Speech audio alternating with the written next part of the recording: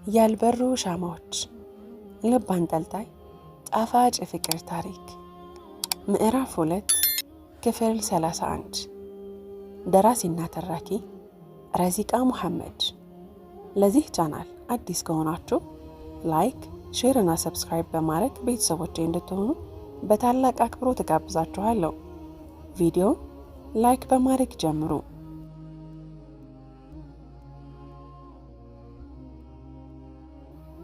ኢክራም አማራጭ እንደሌላት ሲገባት እናቷን በመታዘዝ ልብሷን ለመቀየር ቁምሳጥኗን ከፍታ ልብሷን ከመረጠች በኋላ ኢዘዲንን መምጣት እንደማትችል በቴክስት ጽፋለት ወደ ናይመን ቤት ይዘውት የሚሄዱትን ዕቃ ለመግዛት ከወይዘሮ መሪም ጋር አንድ ላይ ሆነው ወጡ። አይመን በቁጣ የተቃጠለ አካሉን ለማብረድ ቀኑን ሙሉ ተኝቶ ነው አለው። ያለ ልማዱ ቢሆንም ጭንቀትና ብስጭት እንዲሁም ቁጣውን ለማብረድ ከእንቅልፉ ውጪ ምንም አማራጭ የለውምና በምቹ ፍራሹ ላይ ሐሳቡን ጥሎ ተኝቷል። ወይዘሮ ዘምዘም ሳሎን ላይ ያስቀምጧቸውን እንግዶቻቸውን ተመልሳ እንደምትመጣ ተናግራ ወደ አይመን ክፍል በቀስታ ከገባች በኋላ ወደ አይመን በጣም እየተጠጋች አይመንዬ የኔ ወደ ልጅ እያለች በስስት ዳበሰችው። አይመን ደንገጥ ብሎ እየነቃ እማዬ አለ እንደ መባነን ብሎ። ልጄ ተረጋጋ፣ መቼም እንቅልፍ አልጠገብኩም አትለኝም። በል ተነስና እንግዶችን ተቀላቀላቸው። አይመን የምን እንግዳ ነው እማዬ? ወይዘሮ ዘምዘም ተመቻችተው አልጋው ላይ እየተቀመጡ አይመንዬ ትናንትና እነሳዲያ ጋር አልሄድም ብለህ ከአባት ጋር ስትጣላ አባትህም እነሱም ከሚያዝኑም ብዬ ሁሉንም እኛ ቤት እንዲመጡ አደረኳቸው። አይመን ከብርድ ልብሱ እየወጣ ሁሉንም እንዲመጡ አደረግኩ ማለት አለ እየተገረመ። ሳዲያና ወንድሞቿ ማለት አማቾቻችን እንዲሁም ኢክራምና የኢክራም እናት መሪም መጥተዋል። ለሁሉም ነገር እኛ ቤት ቢሰባሰቡ ይሻላል ብዬ ጠራዋቸው። አላህ ይስጣቸው፣ እነሱም ሳያሳፍሩኝ ሁሉም መጥተዋል። አይመን እና እኮ መጣለች እያልሽኝ ነው አለ ወደ በሩ ጣቱን እየጠቆመ። ወይዘሮ ዘምዘም ገና የኢክራምን ስም ሲጠሩ ውስጡን አንዳቸው እየተቆጣጠረው ድብርቱም ለቆት ሲሄድ በቅጽበት እየታወቀው ሳይታወቀው ፈገግ ብሎ ወይዘሮ ዘምዘም አዎ ልጄ ሁሉም መጥተዋል፣ ሁላችንም አንተን እየጠበቅን ነው። ቶሎ ስገድና ለምሳ ተቀላቀልን፣ አንተን የምንጠብቀው እንዳታሳፍረኝ ልጄ አለች ከአልጋው እየተነሳች። ወይዘሮ ዘምዘም እንዲህ አይነት ከባድ ውሳኔ ስትወስን እንግዶቿን አስቀምጣ ወደ ልጇም ስትመጣ ልጇ አይመን መምጣት እንኳን ባይፈልግ የኢክራምን መኖር ሲያውቅ ቅንጣት እንደማያመነታ ስለምታውቅ ነበር እንዲህ በድፍረት አይመንን ያሳመነችው። ወይዘሮ ዘምዘም ከአይመን ክፍል ወጣ እንግዶቿን ተቀላቀለች። አይመን አልሄድም ያለበት ምክንያት ቤቱ ድረስ ሲመጣ ተደናግጦ ነበር። ነገር ግን የኢክራምን መኖር ሲያውቅ ልቡን አንዳች ስሜት ወረረው። ደስታ አይሉት ፍርሃት ያዘለ ግራ የገባው ስሜት። ግን ምንም ይሁን ምን የልቡን ንግሥት ማየት ልቡ ይሻል። አንዴ ብቻ አይቷት የልቡን ህመም ሊያወቃት ይፈልጋል። በፍጥነት የእናቱን ትዕዛዝ ለመሙላት መኝታ ቤት ውስጥ ወዳለው መጸዳጃ ቤቱ በማቅናት በፍጥነት ውዱእ አድርጎ የዙሁርን ሰላት ከሰገደ በኋላ ከላይ የለበሰውን ቲሸርት ብቻ ቀይሮ ፈራ ተባ እያለ ወደ ሳሎኑ ዘለቀ።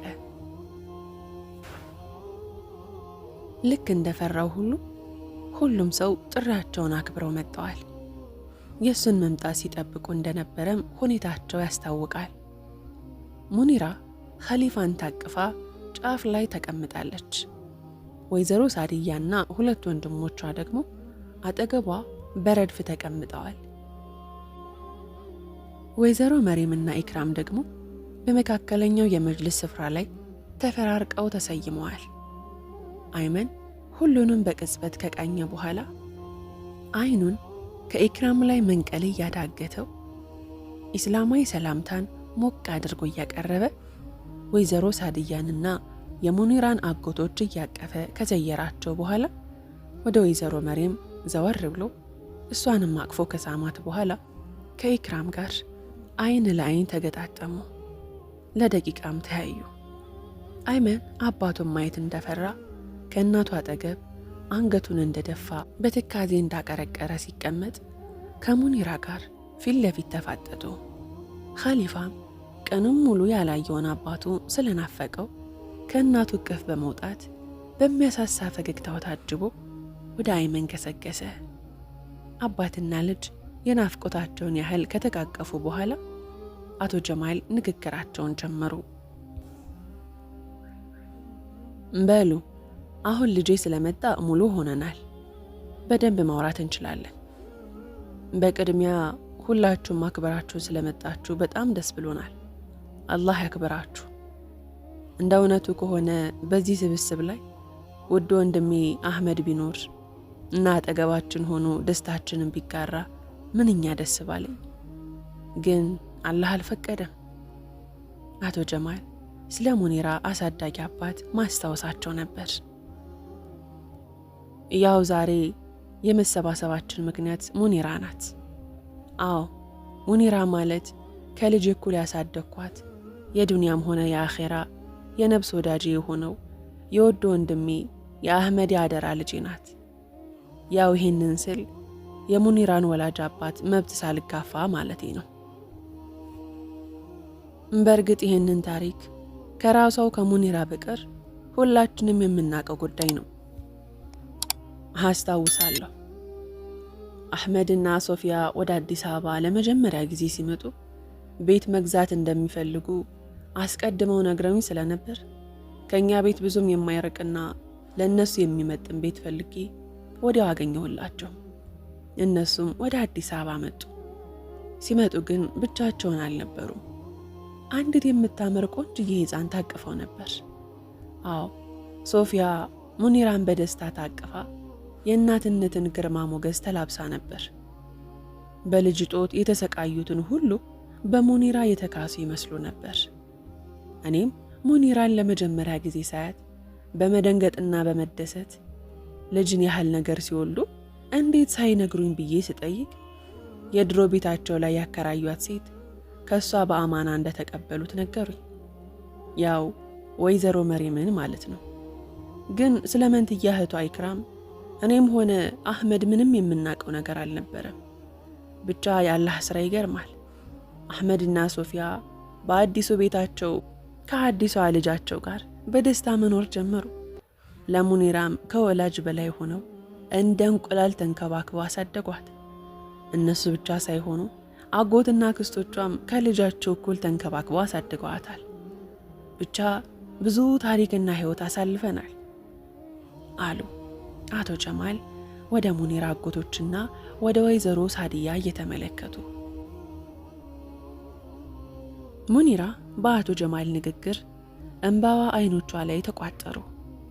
ወይዘሮ ሳድያና ወንድሞቿ አንገታቸውን እየነቀነቁ የአቶ ጀማልን ንግግር በተመስጦ ማዳመጣቸውን ቀጠሉ። አቶ ጀማልም በአጭሩ ሙኒራ ለእናንተ ብቻ ሳይሆን ለእኔም ከውድ ወንድሜ ከአህመድ በአደራ የተቀበልኳት የአደራ ልጄ ናት። ለዛም ነው እኔና አህመድ ድሮ ላይ በተጋባነው ቃል መሰረት ወዳጅነታችንን ወደ ዝምድና ለመቀየር ከአንድና ብቸኛ ከሆነው እንደ አይን ብሌኔ የምሳሳለትን ልጄን አይመንን እንዲጋቡ ቃል የተጋባ ነው። አልሐምዱሊላህ ቃላችንና ምኞታችን ተሳክቶ ልጅ አይመንና ሙኒራ ተጋብተዋል። የኸሊፋ አማያቶች አድርገውናል ብለው ፈገግ አሉ። ሁሉም በአልሐምዱሊላህ ቃላት ከዚያም ከዚህም ቃላቸውን አሰሙ። ኢክራም ግን የአቶ ጀማል ንግግር ልቧን እንደ እሳት እያነደደው እንባዎቿ ዝርግፍ አሉ። ወይዘሮ መሪም የልጃቸውን እንባ ሲመለከቱ ምነው ልጄ በሚል እይታ ጥያቄያቸውን ሲሰነዝሩ ኢክራም ወደ ቀልቧ መለስ እንደማለት እያለች እንባዎቿን ከጉንጯ ላይ ጠረገቻቸው። እናም ቀልቧን ወደ አቶ ጀማል ንግግር ጣል አደረገች። አይመንም የዚህ ንግግርና ፕሮግራም ማብቂያ እጅጉን ናፍቆታል። ምን ይሉኛልንም ሳይፈራ ልጁን ኸሊፋን በማጫወት ሰበብ እየሰረቀም ቢሆን ኢክራምን ይመለከታታል። አቶ ጀማል ቀጥለዋል። እንዲያው ወሬ አላስረዝምና በዛሬው ስብስባችን ላይ ወይዘሮ መሪም በመገኘትሽና ልጅሽን በማግኘትሽ ተደስቻለሁ። ልጄ ሙኒራም አንቺንና መንትያ እህቷን በማግኘቷ በጣም እንደምትደሰት ተስፋ አደርጋለሁ። በዚህ መሃል ወይዘሮ መሪም ጣልቃ በመግባት ሐሳባቸውን ግልጽ ለማድረግ ታገሉ። ልክ ብለዋል አቶ ጀማል፣ ግን ደስታው በእኔ ይብሳል። አዎ መንታ ልጆቼን ካረገዝኩበት ጊዜ አንስቶ በብዙ መከራዎች ተፈትኛለሁ። የአላህ ፍቃድ ሆኖ ትቻቸው ለመሄድ ተገድጄ ነበር። ልገልጽላችሁ የማልችለውን ችግር ትከሻዬ ላይ ወድቆ ነበር። አይደለም መንታ ልጆችን ማሳደግ ቀርቶ ለአንድ ነፍሴ እንኳን መሆን አልቻልኩም ነበር እና በስተመጨረሻም ሳልፈልግም ቢሆን ከሀገር ለመውጣት ተገደድኩ። በዚህ መካከል ግን አላህ ኸይር ጀዛዋን ይክፈለውና እንደዚያ በጭንቅ ስፈትን ሶፊያ ሙኒራን እንደምታሳድጋት ቃል ገባችልኝ። ኢክራምን ደግሞ ማደጎ ቤት ጥያት ጠፋሁ። በእርግጥ አልሐምዱሊላህ ያ ሁሉ መከራ አልፎ ሁለቱም ልጆቼ በመልካም ሁኔታ ላይ ይገኛሉ። ለዚህም ከወይዘሮ ሶፊያ ቀጥሎ እናንተን ከልብ ያመሰግናለሁ። በእርግጥ የምስጋና ቃላት ለእናንተ ያንስባችኋል፣ ግን አላህ ኸይር ጀዛችሁን ሁሉ ይክፈላችሁ። ከልጃችሁ በላይ አንቀባራችሁ አሳድጋችሁ በወግ ማዕረግ ምድራችሁ ኩላችሁ ለዚህ አደርሳችሁልኛል። አዎ ልጄ ሙኒራ በጣም እድለኛ ልጅ ናት። አልሐምዱሊላህ። ግን ልጄን ኢክራምን በጣም በድያታለሁ። ምንም እንኳን አማራጭ ባይኖረኝም ብዙ መከራና ስቃይን ተሸክማ እንድታድግ ያደረኳት በእኔ ዕድለቢስነት ነው። ወይዘሮ መሪም እንባቸውን እየጠረጉ የኢክራምን እጅ በኃይል እየጨበጡ ቢሆንም ልጄ መልካም ልብ ስላላት ይቅርታ አድርጋልኛለች። እናትና ልጅ በሐዘንና በስስት እየተያዩ ፈገግ አሉ። ወይዘሮ መሪም አስከትለው እናም ዛሬ አክብራችሁ ስለጠራችሁንና እንዲህ ከልጆቼ ጋር እንድሰባሰብ ምክንያት ስለሆናችሁን እንዲሁም ልጄን ሙኒራን እኔ እንኳን ኢልሃም ነው የምላት ኢልሃሜን ስለተንከባከባችሁልኝ እናንተ ቤተሰቦቿ አቶ ጀማልና ወይዘሮ ዘምዘም እንዲሁም ልጅ አይመንን ሁላችሁንም በልጄ ሙኒራ ስም አመሰግናችኋለሁ። የወይዘሮ መሪምን ንግግር ወይዘሮ ሳድያ ተቀብለው ወይዘሮ መሪም አረ ምንም ምስጋና ያስፈልገው እንደው የእናትነት አንጀት ይዞች ነው እንጂ ሙኒራ ልጃችን ብቻ ሳትሆን የቤተሰቡ አይን ናት። አንቺ ስለመጣሽ ደስታችን ቢጨምር እንጂ አይቀንስም። ሙኒራ ዛሬም ትናንትም ወደፊትም የምንወዳትና የምንሳሳላት ውድ ልጃችን ናት። እንደው ምንም ቢሆን ግን አምጣ ከወለደቻት እናቷ ጋር በመገናኘቷ በጣም ተደስተናል። በዛ ላይ ቆንጆዬ እህቴም ይዘሽላት ነው የመጣሽው አይደል እንዴ ከማል አሉ ወይዘሮ ሳድያ አጠገባቸው የተቀመጠውን ወንድማቸውን ወደ አቶ ከማል እያዩ። አቶ ከማልም ነጭ ጺማቸውን እየዳበሱ እውነት ነው እህቴ፣ ልጃችን እህት አግኝታለች። በጣም የሚያስደስት ነገር ነው። እንዲያው ወሬ መደጋገም እንዳይሆንብኝ ግን ወይዘሮ መሪም ያሳለፍሽው ነገር እጅግ በጣም ከባድ ነው። እንደው አስገዳጅ ነገር ባይገጥምሽ ልጅን ያህል ነገር ጥለሽ ከሀገር አትሰደጅም ነበር፣ ያውም ቆንጆ የሆኑ መንታ ልጆችሽን። ያም ሆነ ይህ ግን አሁን ሁሉም አልፎ ተገናኝታችኋል። ዋናው ነገር እሱ ነው። እኔ እንኳን ብዙ ንግግር አልችልም፣ ግን ስለ ሁሉም ነገር አልሐምዱሊላህ አሉ ከአቶ ከማል አጠገብ የተቀመጡት ሌላኛው የሙኒራ አጎት አቶ ኢድሪስ። አቶ ጀማልም አስከትለው ወደ ኢክራም እያተኮሩ ልጄ አንቺስ ምንም አትይም?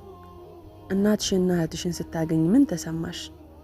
አሉ መልሷ ምን እንደሚሆን ቢያውቁም በዚህ ጥያቄ ግን ኢክራምን መግባባት ፈልገው። ኢክራምም በአቶ ጀማል ጥያቄ ደንገጥ እያለችና እናቷን መሬምንና ባላንጣዋን እህቷን ሙኒራን አፈራርቃ እየቃኘች ምንም ጥያቄ የለውም ጋሼ፣ ደስታዬ ወደር የለውም። ማደጎ ቤት ሳድግ እናትም ሆነ አባት እንዲሁም ቤተሰብ እንደሌለኝ እርግጠኛ ነበርኩ። ግን ማን እንደሆኑ የማወቅ ፍላጎትና የማላቀው ተስፋ ውስጤ ላይ ነበር። ይኸው አላህ በፈቀደ ጊዜ እናቴንም እህቴንም አግኝቻለሁ። አልሐምዱሊላህ ስለ ሁሉም ነገር አላህ ምስጋና ይገባው። የኢክራም እንባዎች አሁንም ያለ ፈቃዷ ጉንጮቿ ላይ ተረባረቡ። ከፊሉ የደስታ ቀሪው ደግሞ የቁጭትና የሐዘን እንባ ነው። ወይዘሮ መሪም የልጃቸውን እንባ ከጠረጉና በስሱ እቅፍ ካደረጓት በኋላ አዎ አልሐምዱሊላህ ልጄ፣ ሁሉም አለፈ። ግን እንዲያው ፍቃዳችሁ ከሆነ ልጄ ኢክራም ይቅርታ እንዳደረገችልኝ ሁሉ ልጄ ሙኒራም ይቅርታ እንድታደርግልኝ በእናንተ ቤት መጠየቅ እፈልጋለሁ አሉ ወይዘሮ መሪም። ሁሉም ሰው ወደ ሙኒራ ሲመለከቱ አቶ ጀማል የምን ይቅርታ ነው ወይዘሮ መሪም ሲሉ ጠየቁ። እናት መሪምም እንባቸውን እየጠረጉ ከተቀመጡበት ብድግ በማለት ይቅርታዬ እድሜ ዘመኗን ሁሉ እንደ እናት ምንም አድርጌላት ስለማላውቅና የእናትነት ኃላፊነቴን ስላልተወጣሁ ነው። በእርግጥ በጊዜ ሂደት ከእሷና ከእህቷ ያራቀኝን ምክንያት በደንብ እየተግባባን ስንመጣ ትረዳኝ ይሆናል። ልጄ ሙኒራ በእኔ ተከፍታብኛለች፣ ተናዳብኛለች። ምክንያት ደግሞ አላት። እድሜ ልኳን እናንተን ቤተሰቡ አድርጋ ከተቀበለቻችሁ በኋላ ዛሬ ላይ በድንገት መጥቼ እናትሽ ነኝ ስላት መደንገጧን ነው ከኔ መሸሸቷ አያስገርምም። በዚህ ሰዓት ሙኒራ እናቷን መሬምን በንቀትና ደሞ ትረካሽን ጀመርሽ በሚል አስተያየት እያየቻት ንግግሯን መስማት ቀጠለች። ልጄ እክስሻለሁ ብዬ ቃል ባልገባልሽና አንቺን ደስተኛ ባላደርግሽ፣ ግን በቀረኝ እድሜ ከአንቺና ከእህትሽ ጋር እንደ እናትና እንደ ልጅ ሆነን እንድንኖር እፈልጋለሁ። አሁን ተመልሻለሁ። ቀሪ ዘመኔን በሙሉ ለእናንተ ለመኖር መጥቻለሁ። እባክሽን ልጄ ከኔ አትሽሺ፣ በጣም ታስፈልጊኛለሽ። ለበደልኩሽ በደል ሁሉ ይኸው ባይወልዱሽ እንኳ ከልጅነት እስከ እውቀት ተንከባክበው ባሳደጉሽ በውድ ቤተሰቦችሽ ፊት ይቅርታ ጠይቅሻለሁ። እባክሽ ልጄ ይቅር በይኝ አሉ እናት መሪም የጠረጉት እንባቸው መልሶ እየወረደ እንደ ውሃ እየፈሰሰ። በዚህ ጊዜ አቶ ጀማል ወደ ሙኒራ ዘወር ብለው በይ ልጄ ተነሽና እናትሽን እቀፊያት፣ ያለችውን ሁሉ ሰምተሻል አይደል? እሷ ምንም ጥፋት የለባትም። ወይዘሮ ዘምዘም እስካሁን በዝምታ ሲያዳምጡ ከቆዩ በኋላ የወይዘሮ መሪም በእንባ ታጅበው ቆሞ ይቅርታ መጠየቃቸውና ሙኒራ ምንም ሳይመስላት አንገቷን ማቀርቀሯን ሲመለከቱ ባለቤታቸውን ተከትለው እሳቸውን ብድግ እያሉ እንደ መቆጣትም ብለው ልጄ በይ ተነሽ እንጂ እናትሽ እኮ ይቅርታ እየጠየቀችሽ ነው። በይ ተነሽ ልጄ፣ እህትሽና እናትሽን እቀፊያቸው በይ አሉ አይናቸውን እያጉረጠረጡ። ሙኒራ አማራጭ እንደሌላ ስላወቀች ከልቧ ባይሆንም በስስት እየተመለከተች ወደምታለቅሰው እናቷ ገሰገሰች። ወይዘሮ መሪም የሙኒራን መምጣት ሲመለከቱ አንድ እርምጃ ቀድመው በመሄድ በኃይል አቀፏት። ይቅርታ አድርጌልኝ ልጄ፣ ይቅር በይኝ የኔ ውድ፣ እቅፎ ውስጥ ገብተው አለቀሱ። በዚህ ሰዓት ምን እንደምታደርግ ግራ የገባት ኢክራም በይሉንታ እሷም ከተቀመጠችበት ተነስታ ቆመች። ሙኒራም እናቷን ከልቧ ባይሆንም እሺ በቃ ምንም ይቅርታ የሚያስጠይቅ ነገር የለም አታልቅሽ ካለቻት በኋላ ከእናቷ አቅፍ ወጣች። ወዲያውኑ የኢክራምና የሙኒራ አይኖች ተገጣጠሙ። ሙኒራ ምንም ያህል ኢክራምን ባትወዳትና እህቷን ወዳ ባትቀበላትም በዚህ ሰዓትና ቦታ ግን ትክክለኛ ስሜቷንና መልኳን መግለጽ ስለማይቻላት ስሜት አልባ በሆነ አስተቃቀፍ ወደ ጉያ አስጠጋቻት። ኢክራምም ለይምሰል ፈገግ ብላ እሷም ያለ ልቧ በስሱ አቀፈቻት። ወይዘሮ መሪም ይህንን ሲመለከቱ ሐዘናቸው ሁሉ በደስታ ተቀይሮ ሁለቱንም ልጆቻቸውን እቅፋቸው ውስጥ ከተው አሞቋቸው። ሁሉም እንባውን እያዘነበ ይመለከታቸው ገባ።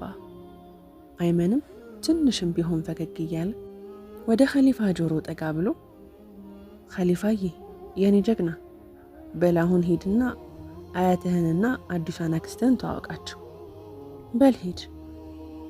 ኸሊፋም በተኮላተፈና በጣፋጭ አንደበቱ ሶስቱንም ሴቶች ከእቅፎቻቸው ተላቀው ወደ የቦታቸው ሲቀመጡ አያቴና አዲሷ አክስቴ እያለ ወደ ወይዘሮ መሪም እቅፍ ተሸጎጠ። በኸሊፋ ድርጊት ሐዘን የወረሰው ድባብ ወደ ሳቅ ተቀየረ። ወይዘሮ መሪምም ኸሊፋን አገላብጣ እየሳመች ከተጠመጠመችበት በኋላ ኸሊፋም ፍንድቅ እያለ ትውውቁን ወደ ኢክራም አዞረ። ውድና የተከበራችሁ የሚስክ ዩቲዩብ ቻናል ተከታታዮች ያልበሩ ሻማዎች ክፍል 32 ይቀጥላል። ታሪኩን ከወደዳችሁት ላይክ፣ ሼር እና ሰብስክራይብ እያደረጋችሁ እንድታበረታቱ በአክብሮት እጠይቃችኋለሁ። በቀጣዩ ክፍል እስከምንገናኝ በያላችሁበት ቀንና ሌላችሁ ሸጋ ይሁንልኝ።